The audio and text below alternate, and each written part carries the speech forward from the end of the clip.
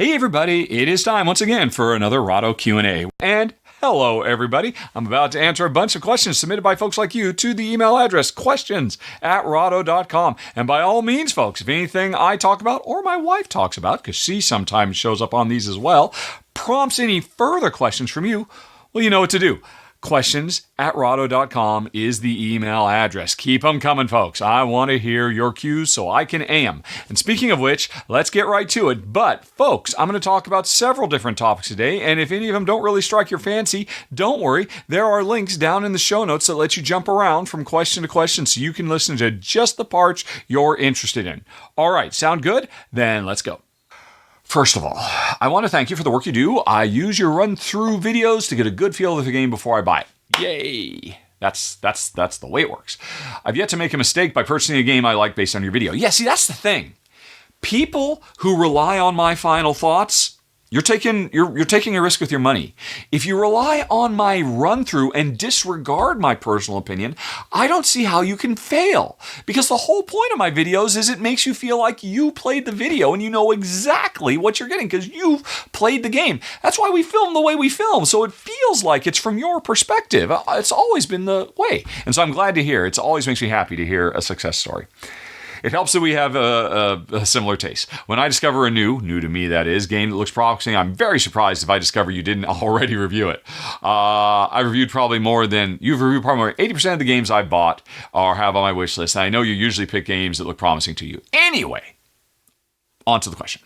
What are some games that nobody talks about that you absolutely loved over the years? For example, I'd bring up Rise, currently ranked 3,429, but in my personal top 30, or City of Iron, 1854 on BGG. I don't actually own it, but I'm sure it'd be top 20. What are your well-hidden, 1,000-plus ranked gems?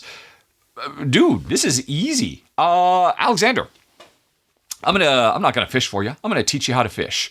And my apologies for everybody who's listening to this instead of watching. But here's the deal, folks. Let's come back to the browser and let's go over to Board Game. No, don't go to Board Game Geek. Specifically, go to ranked.rahdo.com or rank either one. Rank.rahdo.com or ranked.rahdo.com. I made sure both links work. Here's every game I own, 400 plus games ranked by me in order of my preference. Forget about that though. Resort it by the Board Game Geek ranking, right? And then hit it again. So let's see. What do I like enough to keep that other people hate? Alrighty. And so we can talk about things. Now, Thermopylae, I have one of 50 copies of this in the world. So that one's not worth talking about. And again, for Exhibition, Sumatra, Dadu, again, I have one of like 200 copies of this in the world. So let's skip those. And motion pictures, movies out of cardboard, I have one of maybe 1,000 copies of it because this game will never get reprinted, ever. And wow, okay, let's try to skip past the ones that literally have incredibly small print runs, which is why they're so low on the Board Game Geek database, because literally nobody on Board Game Geek has gotten a chance to play them.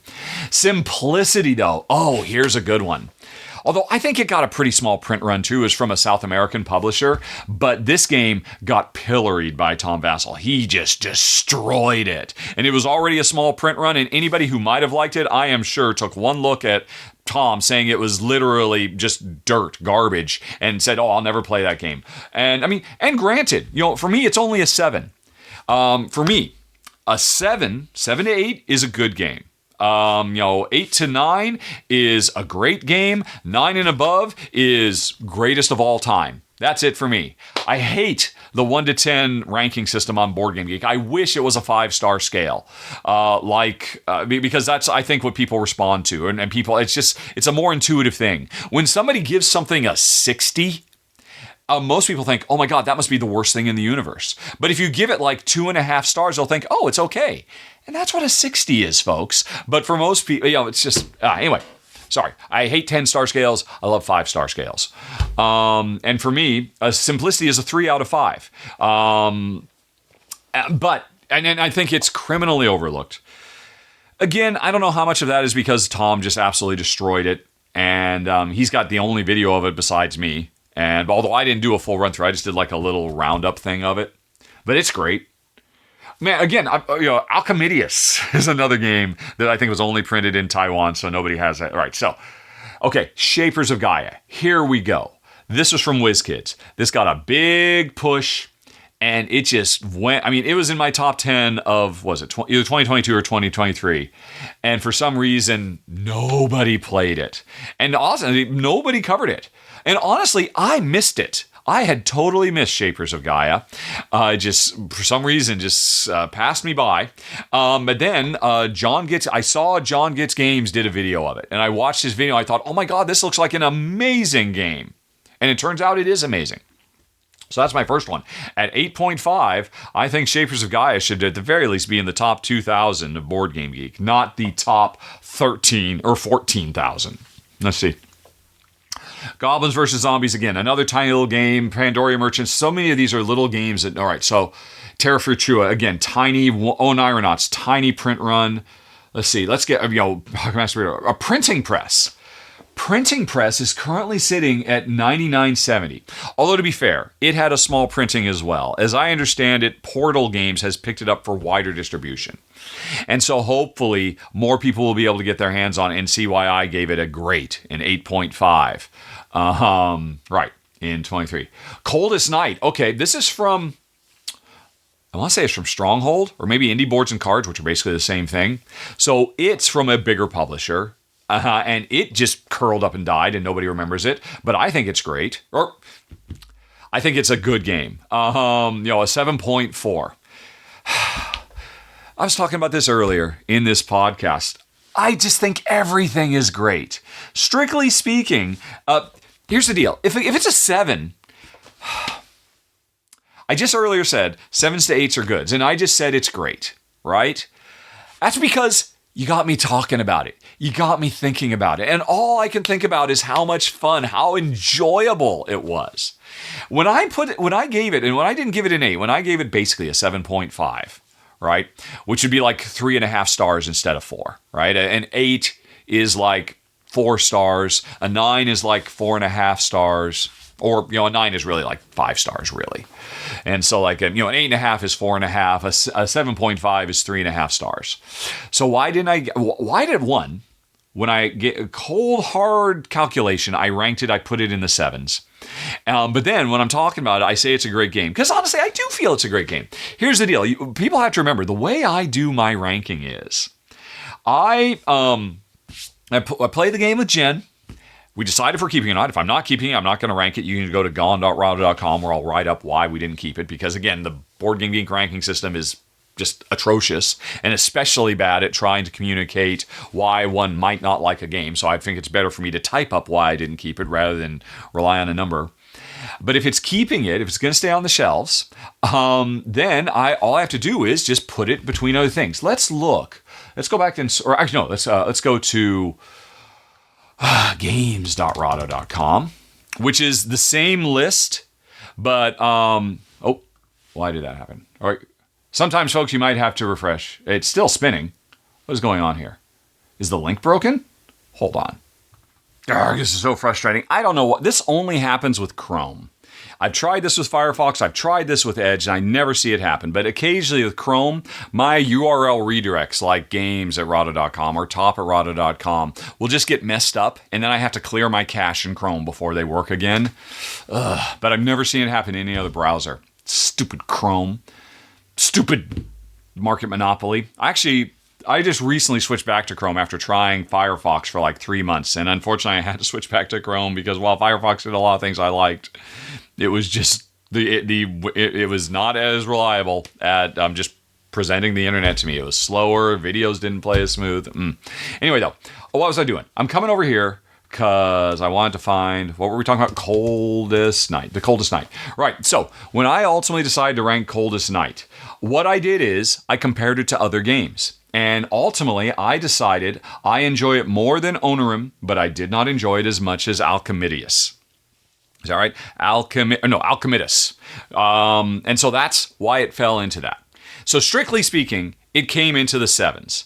Because at some point, I put some game at an 8. What is the perfect 8?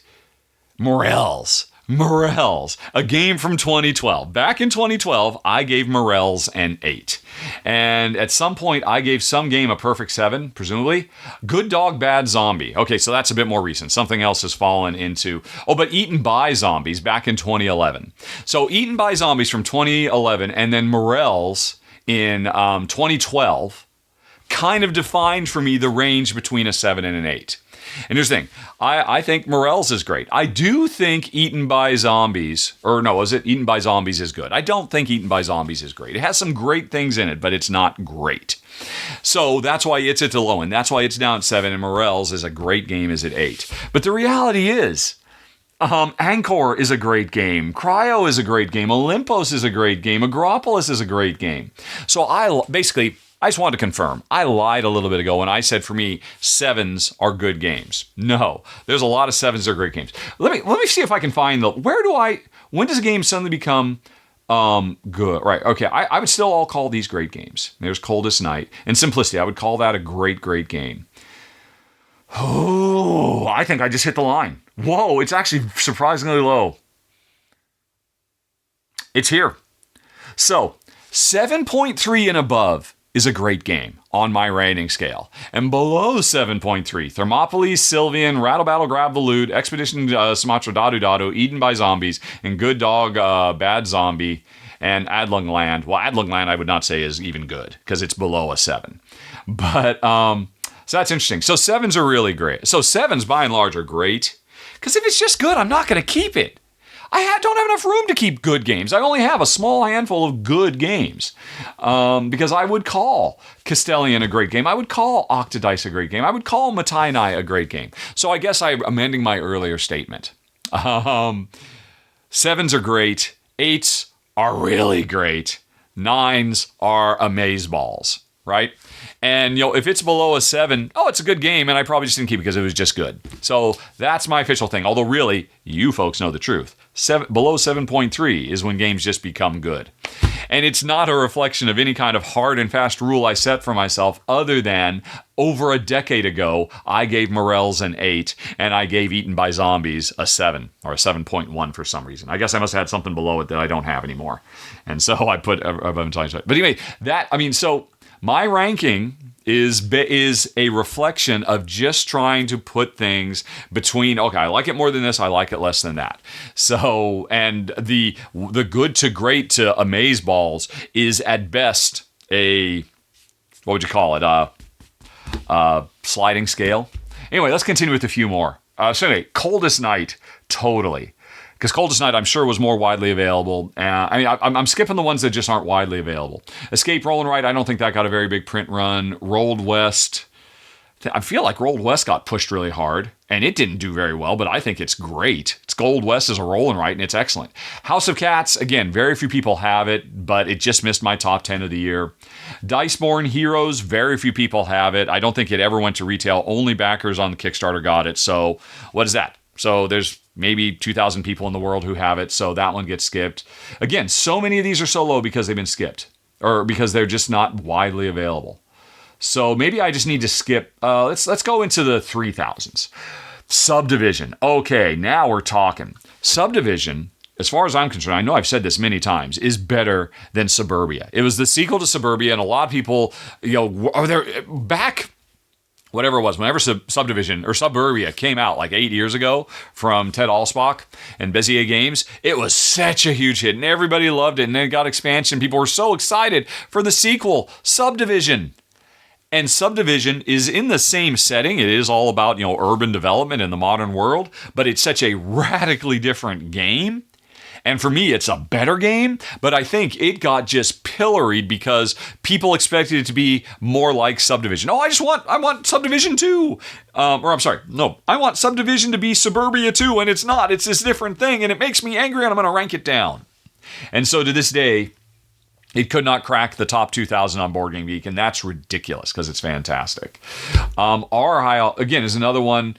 This is the most poorly named game in the history of board games. If this had been called Block Party and had gotten a bigger print run, it would be much better known. Raua is brand new. Cosmic Colony, so many of these are down because people just don't have access to them. Dungeon Roll is a criminally misunderstood game. Okay, Dog Lover. Geez Louise, how is Dog Lover not in the top 1,000 of Board Game Geek? Where is, you gotta go back to Board Game Geek. Board Game Geek, Cat Lady. Cat Lady is in just out, it's at 1,027. Honestly, that feels reasonable. But the thing is, that's where Dog Lover should be. Because Cat Lady was really nice and did a lot of cool stuff. But Dog Lover is such a quantum leap improvement over it that the only reason to play Cat Lady is because you prefer cats over dogs. But just in terms of raw gameplay, Dog Lover is amazing. So anyway, I'm sorry, I spent more time on this than I thought I was going to. But it was Alexander, right? Yeah, Alexander, there is an easy way for you to find out some criminally overlooked games. Go to rank.rahdo.com, sort by the Board Game Geek ranking rather than my own personal ranking, and you will find a bunch of games. And the higher I rank it, the more, as far as I'm concerned, it is what do you call them? A hidden gem. So there you go. Let's move on. George says, I've recently noticed that game stores have inundated their websites to show more pre-order games for the first 4 or 5 pages as you try looking for available games. None of them, at least in my experience, even have the option to filter them out or to sort them out. Your filtering has to be very specific, which can be annoying. Now, this may be a small issue in general, but it does show a trend, and I get it. Adding these pre-orders to websites can be a attention grabber, and in my opinion, it's more of clickbait in a sense. Actually, no, that's not why they do it at all. And getting pre-orders is the new hot item for game stores because you can secure funding or lock in inventory sales. So I suppose it's a win-win for them. Yes, that is why you are seeing this. You are seeing this because board game stores are going out of business left and right. Online board game stores are just shutting down, shuttering like crazy because the profit margins were always non-existent, narrow to slim, very few success stories. And since the pandemic and worldwide, distribution and production shutdowns and all that, and we are still in the post-pandemic world trying to rebuild. Prior to 2020, humanity was at the species zenith of our ability to be able to produce and ship goods. And the entire world ran and operated, what's it called? The first in, first out, the Kanban approach, where everything is developed just in time to make it onto the boat, to make it to the stores, because everything's working perfectly. And it's been working perfectly for decades. And everything is, a swish-watched, well-oiled machine. And then the pandemic came along and destroyed all of it. Suddenly, wood costs too much to make meeples, or card stock. Shipping containers are backed up by the thousands. And more recently, every time the Panama Canal or the Suez Canal runs into problems, and they run into problems a lot, that has such huge knock-on effects that you might think, hey, they get back online and things are back to normal. No. You take one of those off for a day, that will destroy distribution for a year as things try to recover because our entire world economy is predicated on a just-in-time methodology because it used to work and now it doesn't. And what is one knock-on effect of that? Board game stores are going out of business. Fun Again was the original OG online retailer. They were the trailblazers for everybody. They had to shut down and pull back for fear of going out of business. Everybody is shutting down. And so, why then are the few remaining stores that are somehow managing to keep it together and also not go out of business? Why are they doing this? Because it helps keep them alive. Because if they can get the money before they have to spend the money, that means they are more properly connected into our now ridiculously broken just-in-time distribution network. That was what we are stuck with, and we have to basically rebuild and rethink. And it's why Kickstarter is more ascendant than ever, because Kickstarter is pandemic resistant, because Kickstarters get the money first. And yeah, I mean, everybody complaining about, what was it? What just came out? What just finally made it to backers? 2 years late. Seventh Citadel. It was supposed to take 2 years. It took closer to 5. And like, how dare they? Those scumbags at, was it Serious Pulp, I think is the name of the publisher? Those lazy so-and-sos just taking our money and not working. There was a freaking worldwide pandemic. Everything shut down. How do you think? You're lucky you got the freaking game at all. It's amazing. It's a miracle that they were somehow able to produce such a ridiculously top-heavy game. You have no idea how expensive it is to ship a game that has over 500 cards in the box. That is so prohibitively expensive to produce. So anyway, to answer your question, yes, you've answered your question yourself. Why is this happening? Because if it doesn't, your favorite friendly local game store online will go out of business if they don't do this. They're not doing it for clickbait. They're not doing it for any other reason than they are just trying to hold on and not file for bankruptcy. Anyway, though, however, from a computer standpoint, I'm not sure I understand why I would ever spend money on pre-orders anymore. The last game I purchased pre-order, the game came in so... Wow, I did not know where this was going, and I'm sorry. It sounds like I was shouting at you. I apologize. Sometimes I get a little saucy. I get a little spicy. Anyway, it came so late that everybody else had the game before I did. Oh, no, so now you're talking about something else. Although, again, it's still the same questions of logistics. It didn't secure the game for me because the game ended up being flooded in the market. I mean, are you going to say what game it is? I also think these board games will be eventual. I say that and I can't. These board games will be available eventually. I say that and I can't even get revived, Call of Abyss anywhere.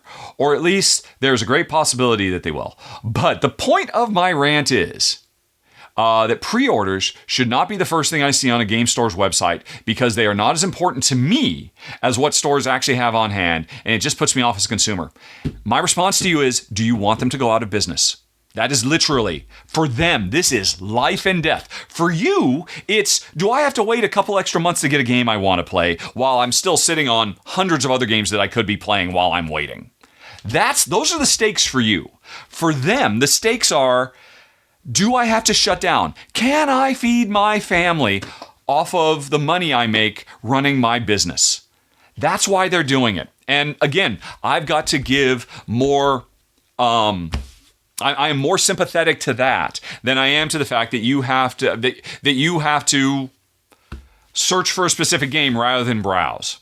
Honestly, the reality, I'll come back to that in a second. Maybe I should keep reading something. Now, not sure how many folks out there feel the same as me, but I am one of them. It gives a bad perception that the game store just wants to push future sales of inventory they don't have, when instead they should be more creative at advertising what they do.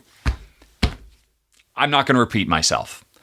Obviously, you and I disagree on this, but here's what I would suggest to make your life a little bit easier. Do not go to whatever store it is that you are using to browse, because obviously it makes you unhappy. So don't do it. Don't do it. You go to the doctor and it says, Doc, it hurts when I do this. Doc replies, well, don't do it. Best doctor advice ever. $500 fee, please. Anyway, don't rely on the board game store for that. Rely on the board game store once you know what the game is. Once you know what the game is, then go to the store, just type in the name of the game, and you'll skip all that stuff that makes you unhappy. So, you might ask, well, how can I know that?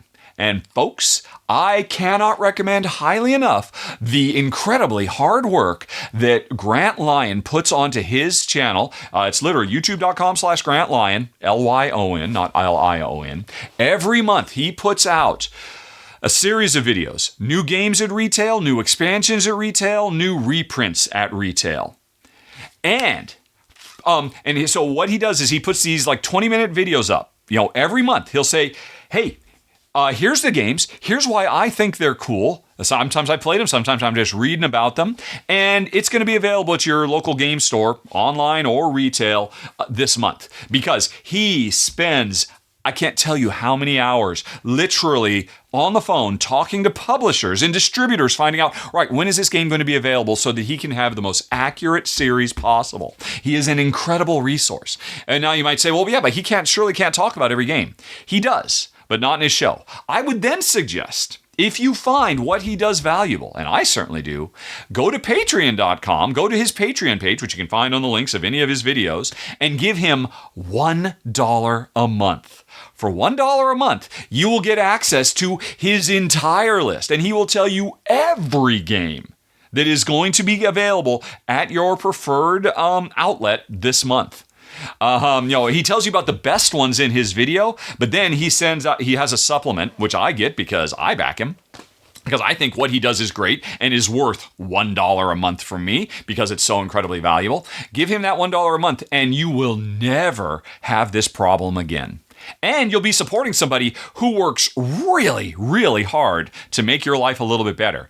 And you'll have a better time on your board game website of choice too, because you'll go in there knowing what you want. You say, oh, that one and that one and that one. Oh, I need one more so I can get my free shipping or whatever it might be.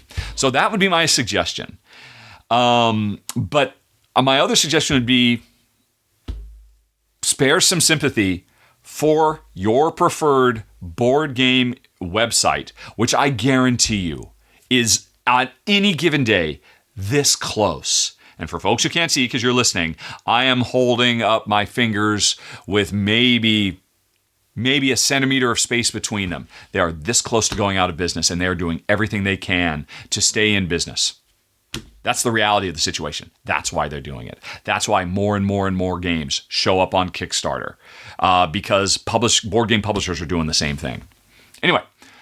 And for people who say, well, no, because here's this one example. Jamie Stonemeyer Games, he doesn't have to use Kickstarter. Yeah, you know what? If every game publisher out there could have such a huge fan base that they would guarantee have 20,000 unit sales, guaranteed, of any game they put out, no matter what it is, then nobody would have to use Kickstarter.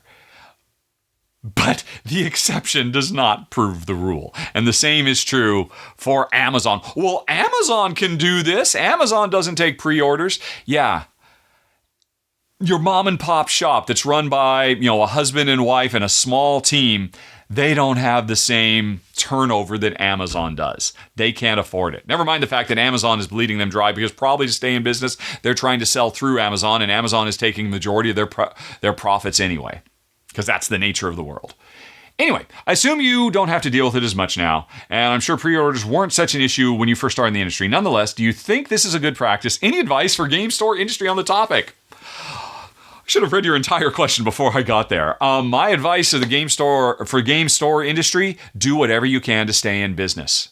For the longest time, the friendly local game store down at the local strip mall was the front face, was the battle line, was the number one source of growing the hobby.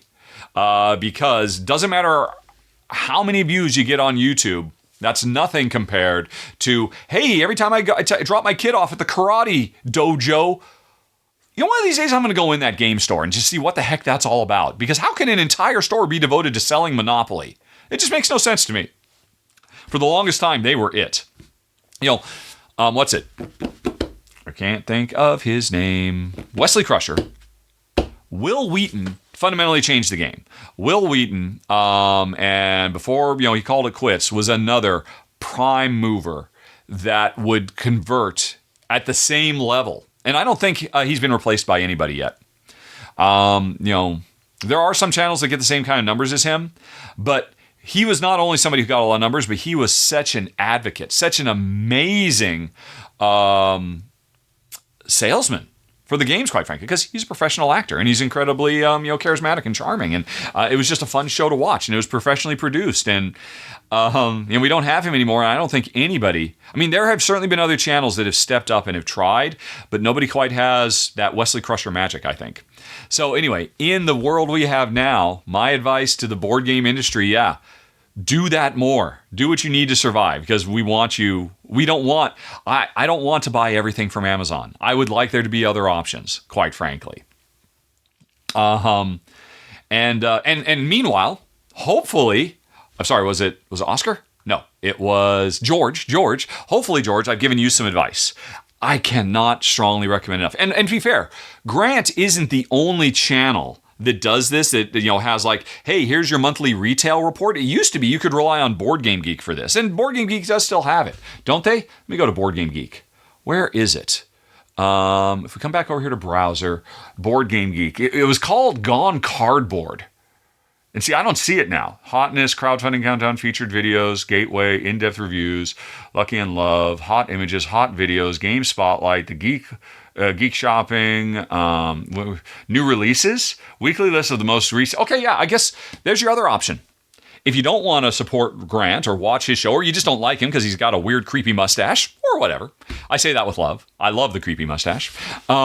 Scroll down to about 4 pages down on Board Game Geek after you get access to all the hotness and the FOMO and whatnot, and you'll find new releases. Click See All. And this is a list of everything you should be able to get at your local game store. So this is another option. This would be a way that you could, although honestly, and honestly, this is probably going to be more thorough than Grant, because at the end of the day, Grant is going to be talking about war games, as an example.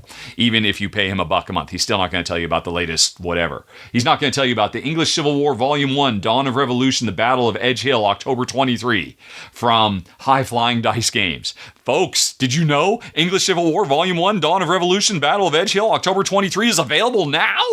You don't have to wait anymore. It's finally here. So there are other options, George. Spare a thought for the board game. Definitely frequent them. Definitely use them, but if you find their interface frustrating, there are alternative interfaces that will give you what you're looking for. Phew, that was a long one. Let's move on back.